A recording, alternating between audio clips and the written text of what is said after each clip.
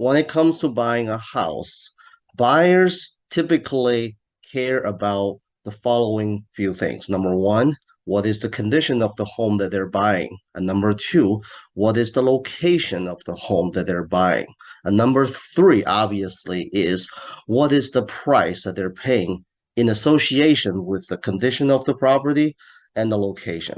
So today, I want to help you as a first-time home buyer to understand how the pricing works in any given market so that when you're looking at a product that you're looking to purchase, in this case, a home, you know how you can determine or give a better estimate of the value before you make an offer.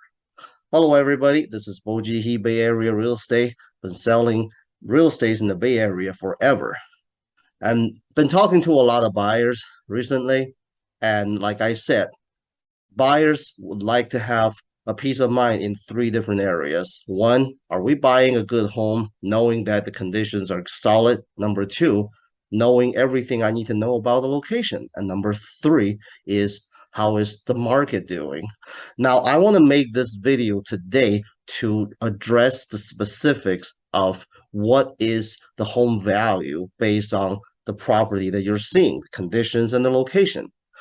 This video is not about making predictions about where the market is going to be in the future. We're not doing economic analysis in this video.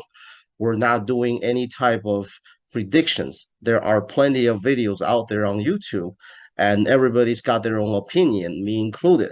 And in the future, I can make a separate videos and explain to you about the economics and things in that nature. But in this video, I like to stick to the topic of, let's say, in any given market, in any given economic condition, if you're looking to buy a home in a city, whether you are familiar with or not so familiar with, now, how do you go around educating yourself on the home prices to give you a good picture of what you're dealing with?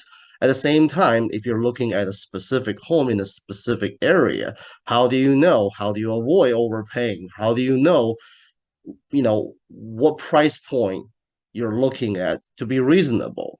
So today I'm going to show you how I do things, how I do my analysis, and I'm going to use Redfin website to do the demonstration because as a realtor, as you know, we like to go into the MLS and look at stuffs at a much greater details. But as a consumer like you, a first-time home buyer, you will not have access to MLS, but there are still things you can do through websites like Redfin to give you a pretty good sense of where things are at. So today I'm going to show you just that. Okay, so let's take a look at the Redfin website. So I'm just gonna demonstrate some stuff. So let's just pick a zip code. Let's say 95128 as a buyer. Okay, so we've got a bunch of homes for sale. So yeah, I mean, let's just pick a property that are currently for sale randomly, as an example to analyze. Well, this one, the 984 Daniel Way looks pretty nice. So let's just take a look at this property. So check it out. So this is the asking price, close to $1.8 million, 4 bedroom, 3 bath. It's about 1,863 square foot. So that's the living space. So I'm not gonna read about the descriptions. Now, times on Redfin is 3 days, so that means it's only been on the market for 3 days. It's a brand new listing, and the lot size is pretty big. It's almost 10,000 square foot, built in 1955. So, so the average price point it's asking for, average square footage that it is asking for is 966. Okay, so all that is good. And now Redfin estimates here says is 1.8 50. So basically, Redfin thinks that this home is worth a little bit more than the asking price, but we can set that aside for now. And yeah, so I'm not gonna read all this stuff. I'm just gonna make sure. Okay, so these are the schools that we're talking about. Okay, so schools are important. Del Mar High, Castle Mount, Monroe, Lane Haven, So let's first take a look at the picture of this home. Of course, in reality, you do want to come and take a look at this home physically, but just for demonstration purposes, let's just take a look at the picture of this property. So first of all, it looks like it's got a pretty nice looking front yard, so it's been taken care of, the landscaping. And this property from the exterior, it looks like it looks like the siding's looking pretty good, and the roof looks like it's in great condition. Of course, you gotta physically go see it and touch it to really know what the condition is. And it looks like it's got some security cameras uh, outside. That's pretty nice. So yeah, so let's take a look at inside the house. So this part of the house still had the old carpet and the fireplace. This property was built in the 50s, but like the ceilings, it looks like they have gotten rid of that popcorn ceiling. So it looks pretty smooth ceilings. And then they have installed a recessed light. Trust me, the recessed lights are currently a pretty popular trend for remodelings. So that part looks pretty good, and they've got fresh paint. um, so that's the dining area, okay? And so the kitchen looks like they have redone with new cabinet, and it looks like it's everything looks pretty new with recessed light and everything. That's pretty nice. The space looks like it's not a huge kitchen. There's no openness to it. But again, most of these homes in the area built in the 50s were kind of like that. Everything was sectioned up a little bit. But based on what the picture suggests, the kitchen looks pretty new. They must have done it before putting it on the market. And okay, so the kitchen does have some open connections to a small area like the dining areas. Okay, that looks pretty nice. And this part of the house has newly installed floors. Okay, so as you can see, like part of the house still had the old carpet and old floor, and part of the house, um, had new floor installed. And the bedrooms still had the old carpet and no recessed light. They still had the old ceiling fan and light. So and the kitchen, the bathroom vanity had been. It looks like it had been refurbished and nicely cleaned. Okay, so that's pretty nice. And the bedroom and another bedroom was a little bit older. They didn't really do any remodeling. Uh, so okay, this is the bathroom, and yep, it looks like they've got the shower uh thing redone. Okay, and this shower is still kind of old. So I would say, some part of the area has been redone. Some are not, but overall it looks pretty nice. It's nice and it's clean and it's nicely staged with nice photos.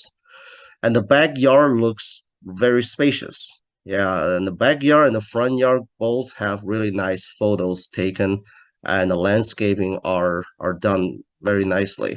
So it looks nice. This part of the wall and later on you probably realize that this is near the highway, so this looks more than likely part of the soundproofing wall.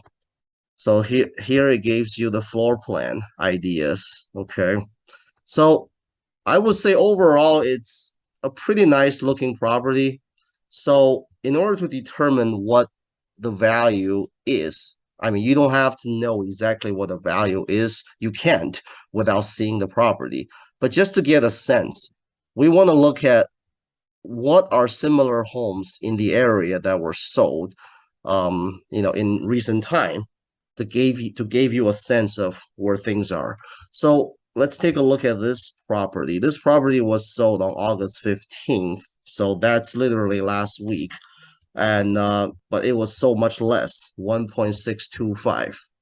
And so we want to let's compare this property and Daniel Way to give you a sense of how the pricings are. So first thing I like to do is always make sure that the location distance are are about the same. So I'll just go to Google Map and look at directions, and let's just do 184 South Daniel Way. And it looks like they're very close by. They're in the same subdivision. And from this photo, you can see Daniel Way is very close to the highway, Highway 17, and Clover is not. So in terms of proximity to the highway, yeah, South Daniel Way could, that being close to the highway could potentially create more noise.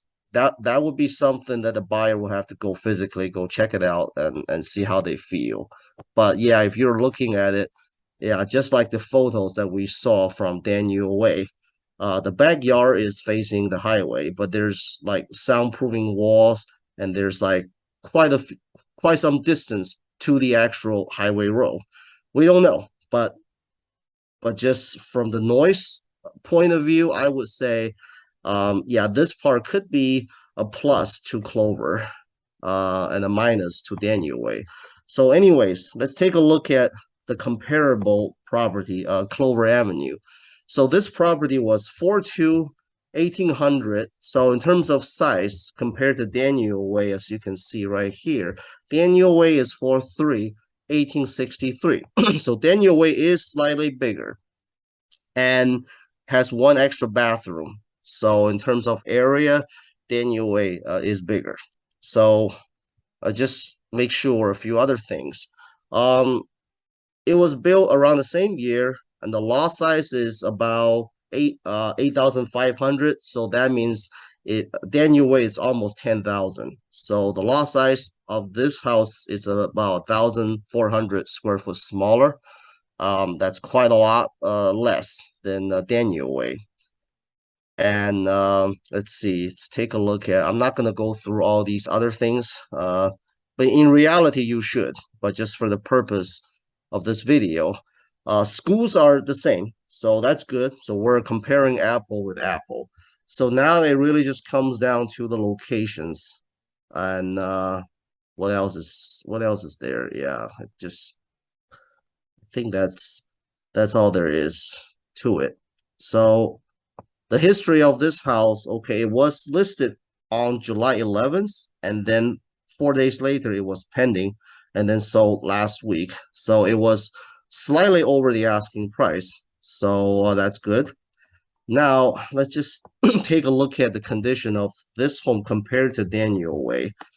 Um, Looking at the front of the photo of this house to the it's the front of the building. You can see like the landscape of this property is it's not very good.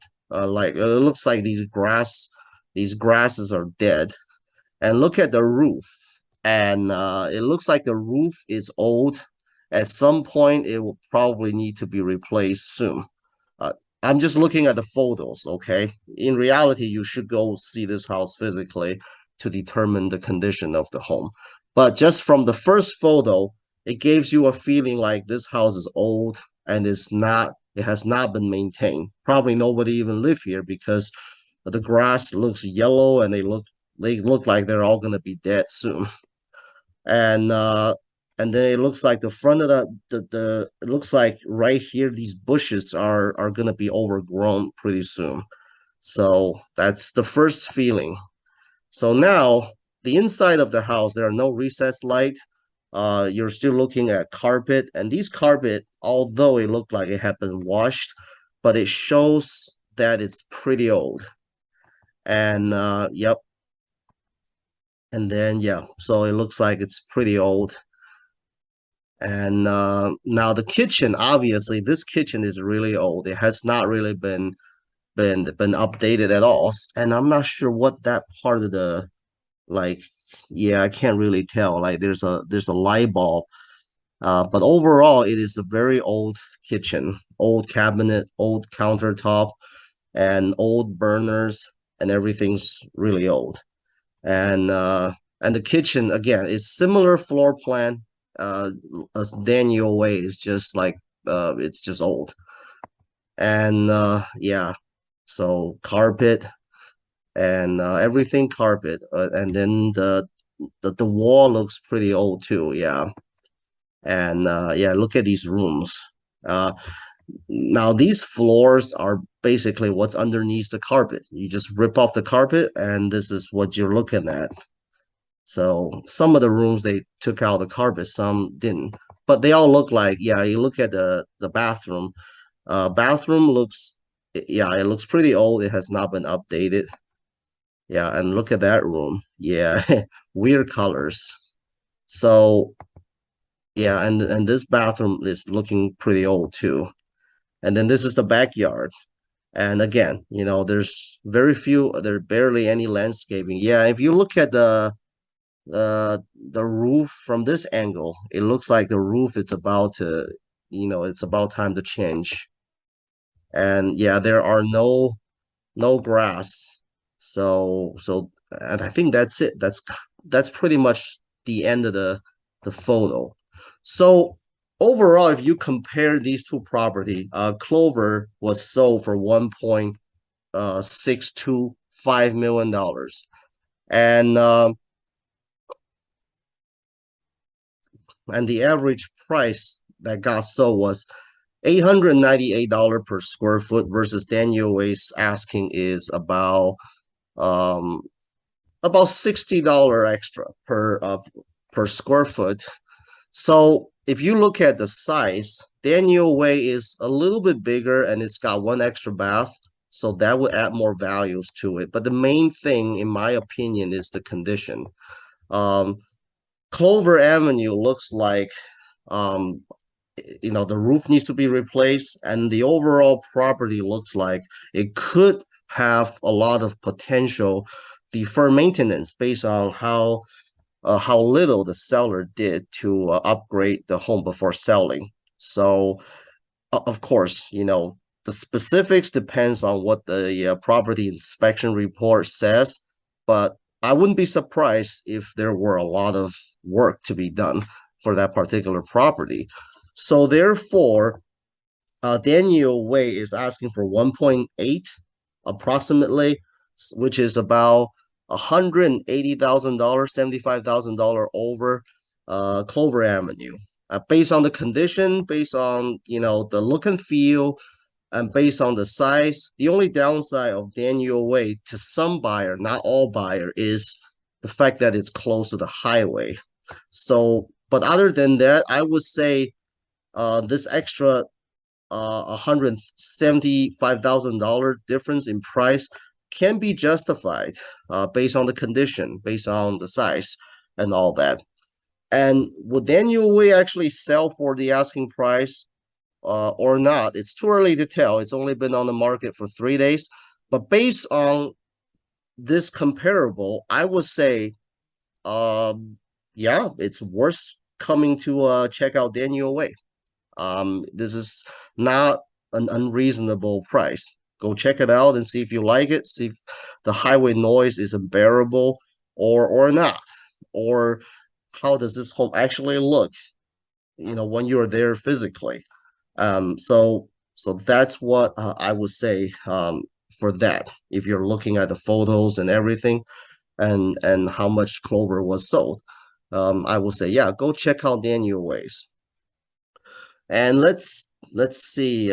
Maybe we'll do another example. Let's try a different zip code. Uh, because I want to give you some more examples. I mean, the principle is the same. Let's do a nearby zip code. And okay, so we've got a bunch of homes again. So let's see. Um, let's pick Let's pick Laura again. I like to compare like ranch style homes. Um, so this home also looked pretty nice. And let's see, this one is asking for $2 million. It's 4.2, 1,614 square foot, so it's much smaller than the previous example, but again, it's a different area. So again, built in the 50s, lot size is 7,370. And okay, looks like it's been on Redfin for 83 days. So it's been trying to sell for a while. Okay. And again, I'm just gonna skip most of these things for now. And so it was on the market May 31st. Okay. So the schools are Leah High, Union Middle, Alta Vista. Now Leah High is a pretty good high school, just so you know. And yeah, so I'm just gonna skip all that. And let's first take a look at the photos again. Looks pretty nice. The front of the house, it looks like it's not bad in terms of landscaping. And the roof also looks pretty nice just by looking at the photo. And that's just a different angle of the front. Let's skip the 3D walkthrough. And let's see, let's get into the house. Okay, so this property, they've again, put some recessed light on the ceiling and no more popcorns, which is good. They got fresh paint. And now these floors tells you like these were once carpet. They rip out the carpet and this is basically the wood floor underneath. And when you go see these properties, when you walk these properties, you would also want to pay attention to if any of these old floor had any water damage or not. You can tell like from this side of the photo on the right side, that's the kitchen, and the kitchen floor looks like it's newly installed. And but the kitchen itself looks like it's old. They haven't really done any upgrade to the kitchen. I'm sure you will come to that. So this is again the living room and living room. So it's staged, and this part of the room's got like tile floor. Okay, and that's still the carpet. This must be a bedroom. Yeah, could be. I'll have to see it physically. It might be used as a bedroom. Okay, so this is a kitchen again. These kitchens are, it looks pretty small, but they are connected to this part of the house, the second dining room. A lot of these homes in the same zip code areas had similar floor plans. You could probably see. But the kitchen looks like it was really old. Yeah, it's pretty old, pretty dated, no upgrade. And it gives you a feeling like it's pretty small, pretty congested. And it looks like there's a space right here, and this place, this counter where you see the wine, it looks pretty small. It looks like um I would wish this part of the cabinet could be a little bit bigger. But anyways, that could be something that a lot of buyers may feel the same way that I feel, okay, about the kitchen. And okay, that's a bedroom. The floors, uh, okay, they put recessed light, and that's the bedroom. That's a bathroom. Okay, from the look of it, it looks like they redone the bath, the showers. But this photo makes me feel if you're a claustrophobic, right? You may not like this place. It's like you barely have any space to shower, to stand up and shower. I would have to physically come see this bathroom to know how small it is. Okay. Yeah, this bedroom looks pretty small too. And that's another bedroom. Yeah, these ones, they are pretty dated. Okay. So this bathroom again, these vanities are old. These are older cabinet, and these light above the ceiling, these are pretty old setup too. And looking at the backyard, okay, the fence obviously look really old. And of course, if you want to maintain the fence, a lot of times either you just pay for it or if you can work something out with your neighbor. But in most cases, it's more like if you want to do something, you pay for it. And these fans look pretty old. So that's, yeah, the end of the photos. And this property is an end unit. I like end units. It gives you more, yeah, it gives you more feelings of you got more parking and you don't have another house next to you. That's pretty good.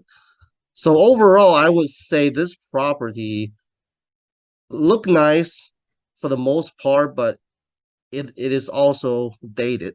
So if you go see it physically, you could probably really see what I'm talking about. But anyways, asking for $2 million, and let's see if the past sales could support that. So let's see.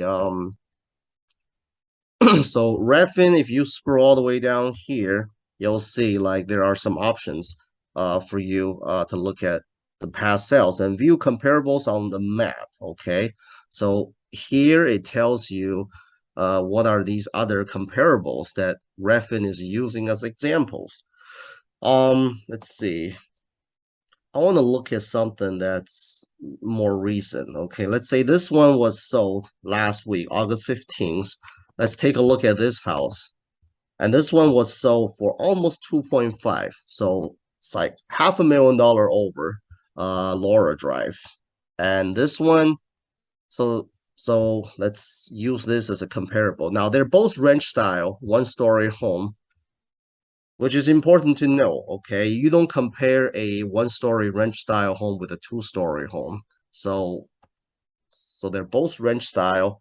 In terms of size, now this one is about 300 square foot smaller than How Drive, okay? At 4.2 and 4.2. So let's just make sure that it's, yeah, they're all built around the same year. Lot size is a bit smaller, it's only 6,000 versus Laura's 7,300. And let's see, I just want to make sure they're in the same school. Okay. Yep, they're the same school, Leah High, Union, and Ala Vista. And let's look at the distance. I'll just quickly do a Google map search.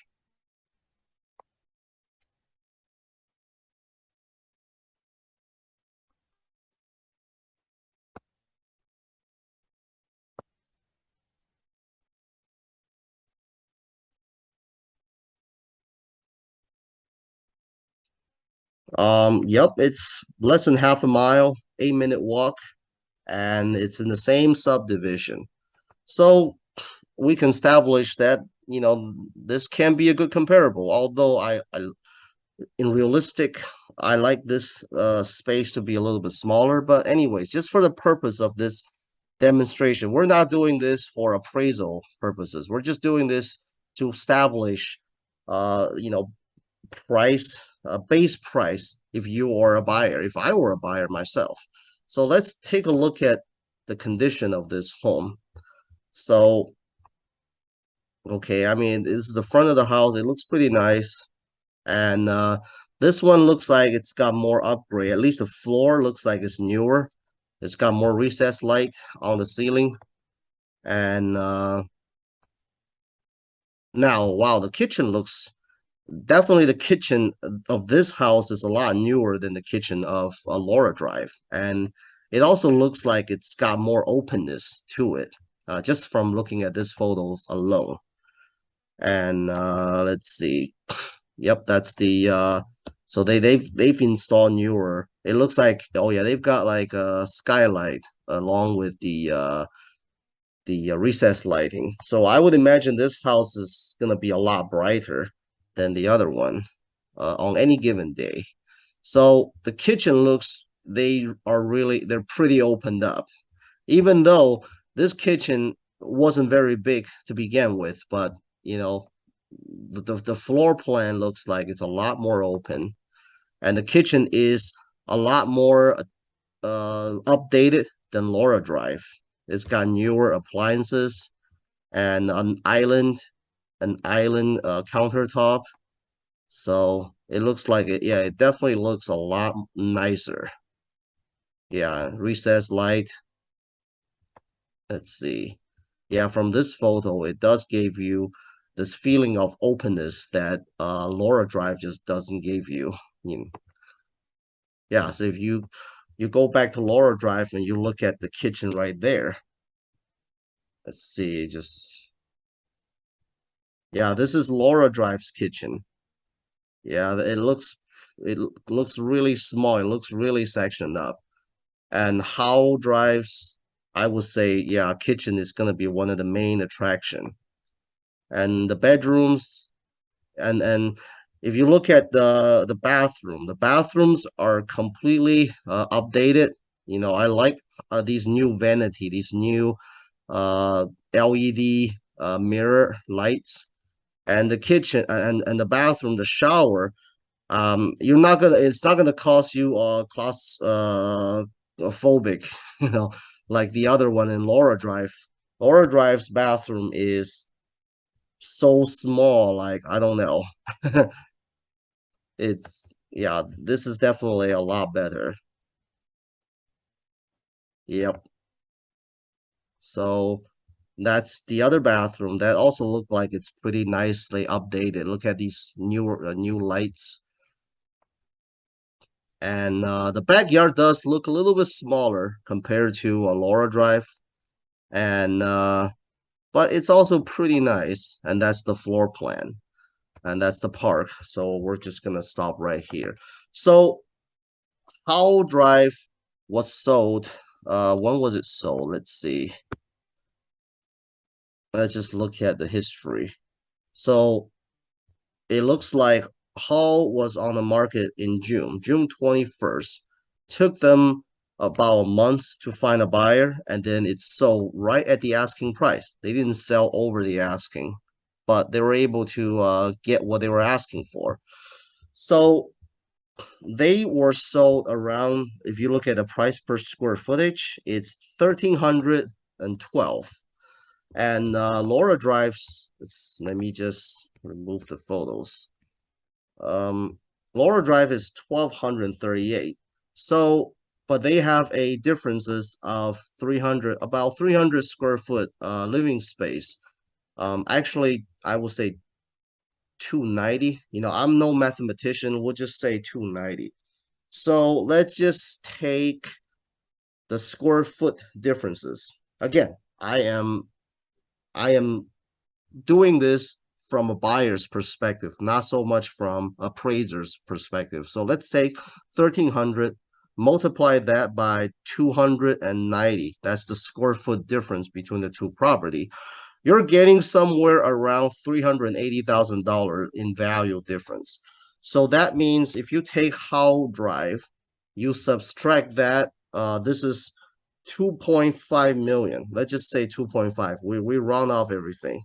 You subtract that by $380,000, you're left with $2.12 million. Now, $2.12 million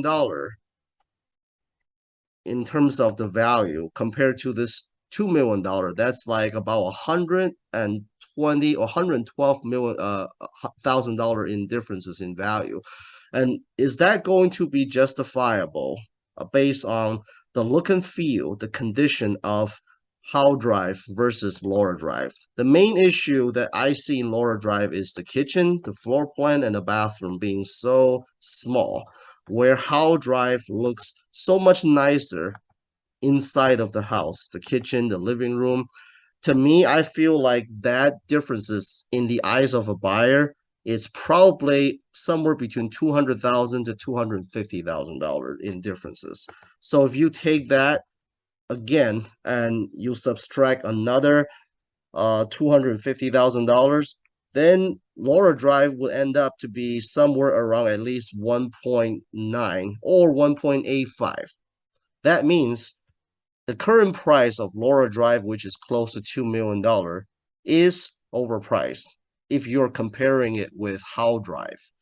And I am guessing Laura Drive, you know, in the last 80 days probably gets visitors on but the visitors, after seeing the property, probably realize, yeah, it is, a lot smaller or a lot older than I thought, and therefore they probably didn't make an offer. So this is if you are a buyer and then you see Laura Drive, it's on the market for sale, how much would you offer? Then you probably already know it's been on the market for 83 days and no bites. That just means buyers aren't willing to pay like $2 million for this.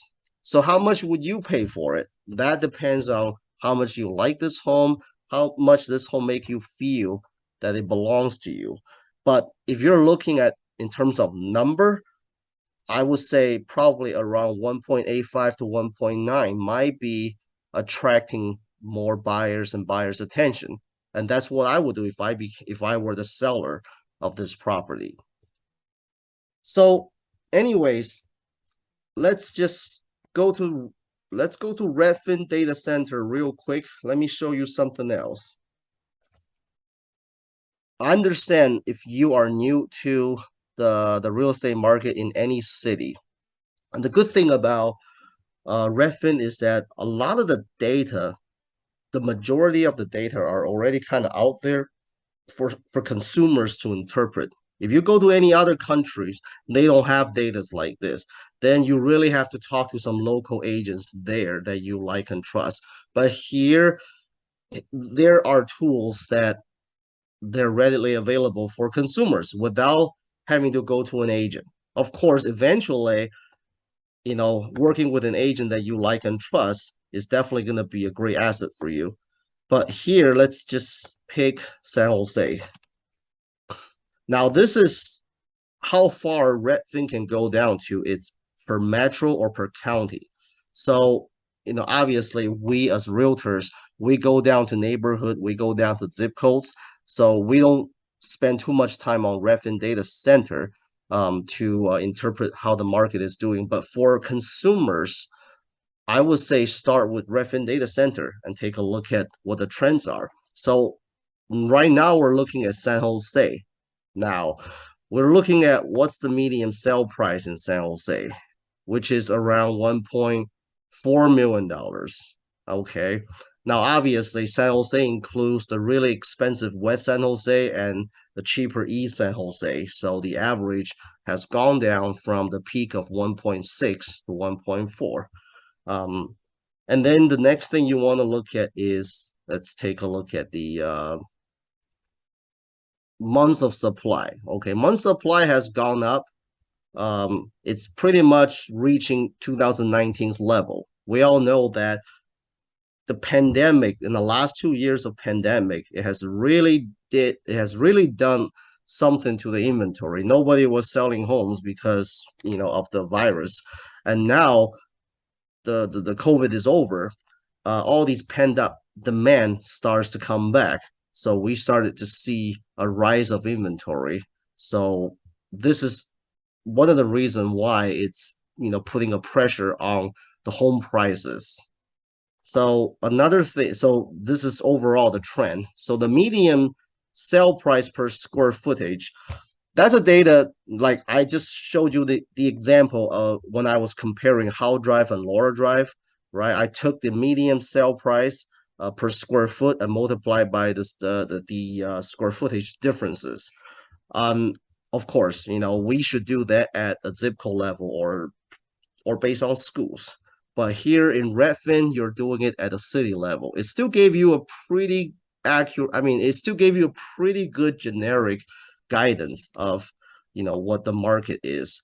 And in this case, you would need to know what the price per square footage in zip code 94528 and 24. And I would just tell you in 128, it's somewhere around 1,300 to 1,400 per square foot. And in 24, it's right around 900 to 1,100. Or the other way around. I mean, I might have said it the other way around, but you get the idea. So before you decide to buy something in any given city, definitely take a look at what Redfin says about the overall market average or medium home price, average and medium price per square footage, and months of supply to give you a generic understanding. Now, hopefully through these exercises, you'll be given the tools to, number one, evaluate the differences in locations. Location means, like I said, with the previous example, is it near the highway with a lot of noise versus the other property that doesn't? Or is it, what's the parking situation? Is it a cul-de-sac, or is it an end unit, or is it by a busy main road, or is it somewhere further away in the quiet, smaller streets? These are all location related comparisons. And then you want to know how to identify the differences in property conditions. How can you tell which one is outdated, which one is more up to date, which one would probably sell better to the emotions of the buyers, and which one probably not? So these are going to be the tools that you, as a first-time home buyer, will need to develop in order to make a better judgment. And hopefully my video can help you develop some of these skills and experience. Now, if you have any questions that I haven't touched on in this video, feel free to reach out. You can either comment down below to the video, or you can message me, and my contact information is in the description of the video, and I'll be happy to answer any questions should you have. All right, that's it for this time. If you like this video, if you think I am providing some good values, I would appreciate if you can like and subscribe and hit a notification of this video. I will see you next time.